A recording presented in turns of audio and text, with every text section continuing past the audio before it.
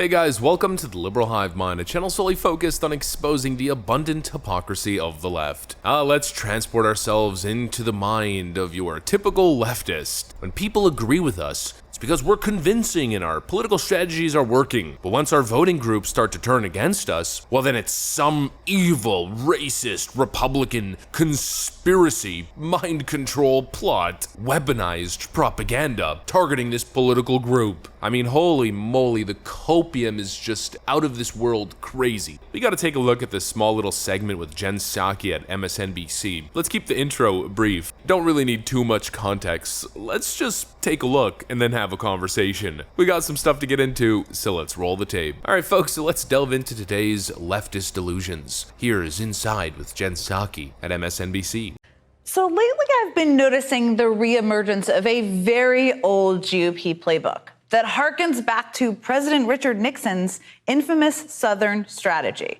During his campaign for president in 1968, the Republican Party made a concerted effort to reach white Southerners who used to vote for Democrats by playing to their fears of African Americans and the civil rights movement. And it worked. By pitting one group of Americans against another, the GOP successfully managed to split off Southern whites from the Democratic Party. Now, decades later, the right wing is reviving that same playbook, this time with Muslim Americans and trans people. Hear me out here. The GOP is trying to recruit Muslim Americans, a community that makes up less than 2% of the U.S. population, against another tiny marginalized group of Americans, transgender people. It's important to remember that back in 2011, during the Republican primary, the right wing had designated Muslim Americans as public enemy number one. No surprise, given that conspiracy theorists, remember the birthers? I do, had been trying for years to portray President Obama as a Trojan horse for Sharia law. Republican after Republican candidate ginned up fear about the fabricated threat posed by an Islamic legal doctrine debated by scholars for centuries. To them, the imaginary prospect of Sharia law in this country was scarier than gun violence, climate change, and more important to discuss than, say, millions of people who didn't have health care. I do not believe in Sharia law in American courts. I believe in American laws in American courts. If we think that there is an undermining now, just wait. If Sharia is adopted or utilized by justices in the United States. Accepting Sharia in the United States would be the end of our civilization as we know it. No jurisdiction will tolerate having Sharia imposed in the United States of America. The end of our civilization as we know it, he says. Of course, there was no chance Sharia law was going to be implemented in the United States. Now, Trump's origin story is the birther movement is a part of that. But all of this also set the stage for him to make this declaration as a candidate in 2015. Donald J. Trump is calling for a total and complete shutdown of Muslims entering the United States. Now, fast forward 8 years, and the right wing has focused their fear-mongering on trans people.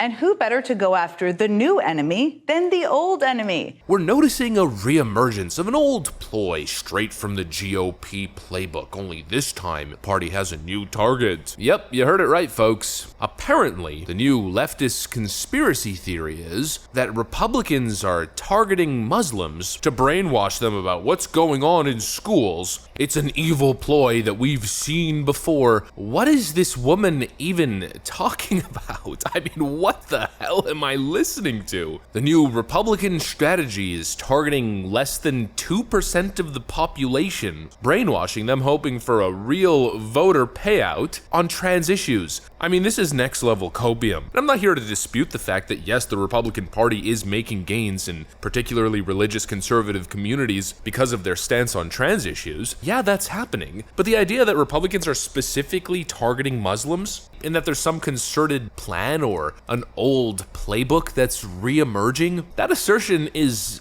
wacko. Crazy. The reality that Democrats refuse to accept is that Republicans, well, probably kind of have a point on this issue, and certain voter blocs who have historically been strongly in support of the Democrat Party are starting to align themselves more with the conservative values present in the Republican Party. In other words, Republicans are winning on important cultural issues. But from the Democrat perspective, Republicans are simply using marginalized groups to stoke fear, manipulate, brainwash certain voter groups into voting for them. You're literally insane. You want to know how I know that you're insane and that you're completely wrong on this issue? Well, it's not exactly difficult, because for the most part, Republicans, conservatives, don't really play into this whole identity politics thing. I mean, they do to a certain extent, but not really. What I think this really is projection. This playbook that Jen Psaki is referring to is actually more accurate in describing the Democrat identity politics modus operandi. Fear-mongering propaganda used to target particular identities is exactly what Democrats do. In fact, it's what Democrats do every single frickin' day when it comes to the LGBTQ community. The rhetoric that we see is a trans genocide. Republicans are coming after trans rights. They're hateful, bigoted. They're coming after you. In 2016, they built their entire campaign fear-mongering to Muslims on Donald Trump's policies, claiming that Donald Trump was the leader of the birther movement. A ridiculous political label, by the way. The birther movement, how stupid. But they use that as a core component of their propaganda to claim that if you're Muslim, then you won't be safe in Trump's America. They did the same thing with Latinos. Donald Trump wants to build a wall. Donald Trump is racist towards Hispanic people. Therefore, vote for us. They did the same thing with black voters. I mean, come on. This is literally what Democrats do, and Jen Psaki has the audacity to say that it's an old ploy straight from the GOP playbook. No, this is not an old ploy, it's the current ploy, straight from the Democrat playbook. This is what you people do. And now you're trying to equate that to Republicans winning on a particular issue that's appealing to religious and conservative people, or more specifically families who have concerns with the LGBTQ agenda being present and being promoted in the K-12 education system. You people are crazy. I mean, you're crazy. Everything Republicans do is some evil conspiracy, and everything Democrats do is righteous, ethical, and compassionate. It's a ridiculous double standard. It's part of the whole propaganda tactic, the constant gaslighting politics and conservative people. But in the end, what it clearly is, to anybody who's really paying attention, to anybody who can actually see, what it really is